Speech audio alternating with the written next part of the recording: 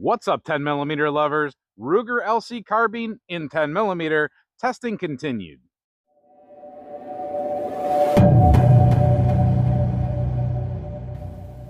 Today's selection is from Underwood. It is a 140 grain Xtreme Penetrator traveling at an advertised velocity at 1,500 feet per second. We do have this ammo up in our 10mm ammo test series. We shot it out of two different pistols, a 5-inch 1911 and a 3.8-inch XDM Elite.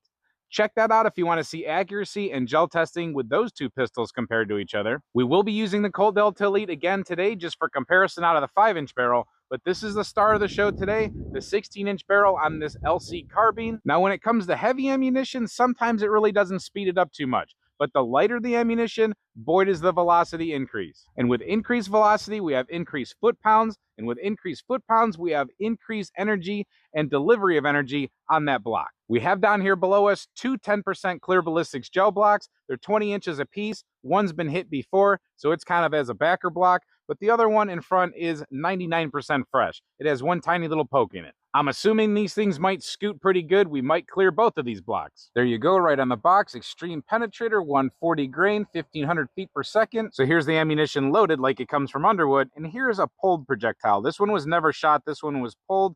And then right next to it is a 100 grain Xtreme Defender. So you can see the difference. This one was fired. This one has a little bit of a hollowed out base. This has a flat base, and you can see the flutes are different. We'll try to record speed with the Garmin. That'll be at the muzzle, and then a little bit downrange, right in front of the gel block that we're going to smack, we will have the Caldwell. Testing explained. Let's screw up some gel. All right, we've got one loaded up in the 5-inch 1911.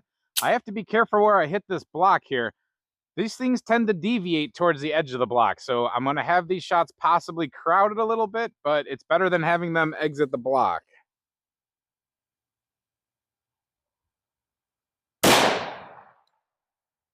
That's pretty stout out of this pistol. That's more stout than the 100 grain stuff for sure.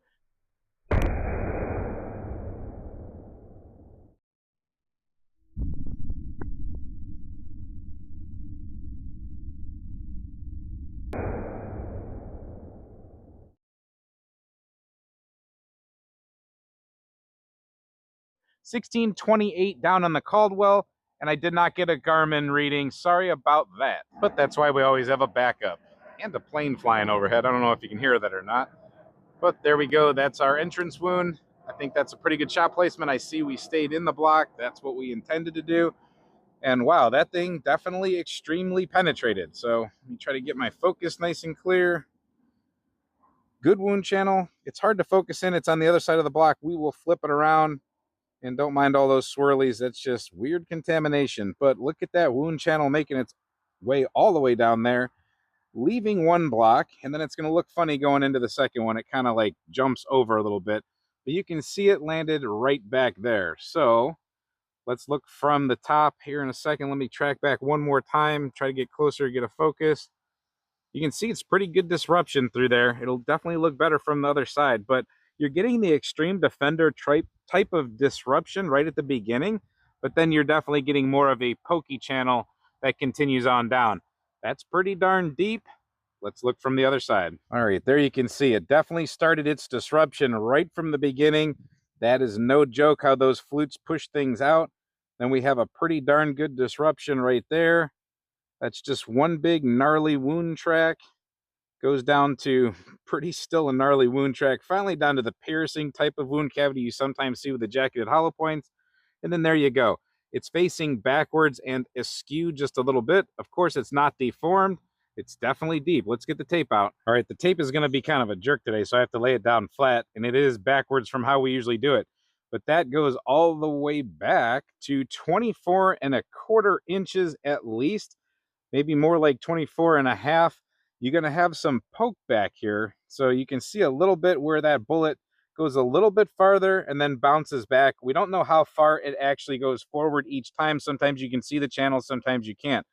But we're at least, whoops, there we go, jumped on the camera.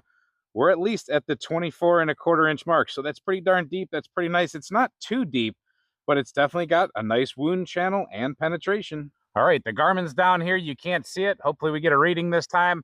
I'm going to have to do a little bit of a holdover with this particular rifle and optic. Well, let's see what we get.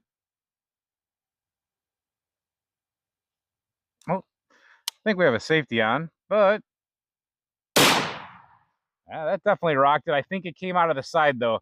Those things deviate. I hope it didn't, but let's see if it did.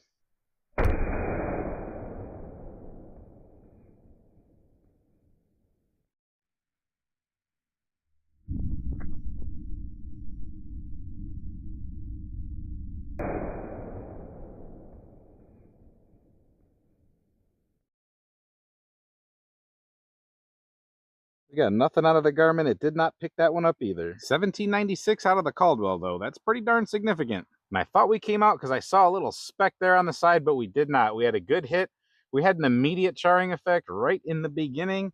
And then, wow, we have one heck of a wound channel all the way down. That thing is impressive looking. And it's on this side of the block, so it's easier to see. You can follow it as we're going right here and boom, sorry, focus on my finger instead. There it is, laying backwards again. I think that's part of that wound channel, is it definitely tumbles around. It's laying in there very nicely. You see the score marks on the side of it from the rifling. Good piercing wound channel down there at the end where it was probably just rocking and rolling straight backwards for a minute. But there was a tumble there, and there was some total disruption there from tumbling or flutes. Really nice looking wound channel. Let's get it down to the other level here where we can compare it to the other one. So they're on two different sides of the block, but they look relatively the same in the beginning, and they're tapering down at relatively the same speed or same distance, I would say. They both actually have that same tumble right there, kind of, I would say. That's pretty interesting out of both of them. So they had that secondary tumbling effect, or maybe that was the primary tumble, but it was a secondary disruption. You can see that the one from the pistol landed way back there, and then this one from the rifle is right here. So we definitely had similar performance, but much deeper drive out of this projectile. Let's get the tape out. All right, it's really cold today, so the tape doesn't want to stick to the side of the gel block, but that's okay. What we want to know is, how deep did this one get? This one went to 29.5 inches sitting backwards with a slight little pushback or poke back. Let me zoom in a little bit for you there. You can see how it kind of scooted back. We don't know how far the bounce back is, but sitting at 29.5 inches, it could have made it possibly to about 30 inches. That's darn significant. And the other one from this side of the block, it looks like it's sitting at 25. I can't even remember what measurement I gave you on the other side, but from this side, it looks like 25. Trying to look at it from the top, which is usually hard to do. You can actually see it pretty good right now. Very similar wound track, like we said. Use my body to give you some shade there. And then boom, that one has that disruption, that blade looking disruption right there. That could have charring, or that could just be shadow, but continued through, and you can see one stopped and one did not. So yeah, that's pretty cool. All right, and that's what she looks like when she comes out of the block. There's nothing changed. You're not going to change the diameter. Like I said, a flat base projectile, solid copper. You can see the rifling in there now, but nothing's going to change about the weight. It doesn't lose anything. It doesn't change shape. It doesn't get bigger. It doesn't get smaller. It just stays very consistent. Now, if you start hitting extremely hard things, it might change, but I think your average cartilage, bone, anything like that, no problem. Drywall, things like that, no problem. Auto glass, probably no problem. I think we can confidently say that that is another loading that benefits from the 16-inch barrel.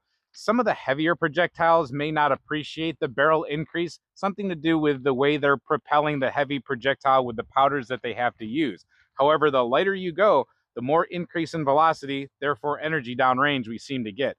We saw the test with the Liberty Civil Defense and Liberty Overwatch. I would check that video out. We had some insane performance out of that, and those are 60 and 70 grain projectiles. This really kicks up the velocity with those. Solid copper like this, being in the 100 grain weight or the 140 grain weight, definitely improves that. Once you get up to 180, 200, maybe not so much with some of those heavy jacketed hollow points. Depending on what you want to use it for, though, this one could really do you well out of this carbine. A lot of people talk about hog hunting and things like that with this. Home defense, a lot of people would say this is probably going to over penetrate. I don't personally feel that penetration or over penetration is a thing. I think it's kind of a myth. We could be riding the line, though, with something that's that powerful. However, If you need to get through something, that's what you want. It's something that's not going to be stopped easily by any kind of soft barriers, at least. Make sure you check out the 100 grain Extreme Defender video in case you might want to use that. Heck, you might want to keep a magazine of each. So hope you guys are enjoying these videos we've been doing with this carbine. If you're new to the channel, check out the playlist. We've had pretty much extensive testing with this thing right now. You'll get a lot of information. We're checking out a whole bunch of different ammos, and we also have a 10mm ammo test series where we run all these ammos through the pistols. So everything we put through the pistol will eventually get put through the rifle. Thank you for watching this video. Hope to see you at the next one. And until then, stay safe, have fun, and keep shooting.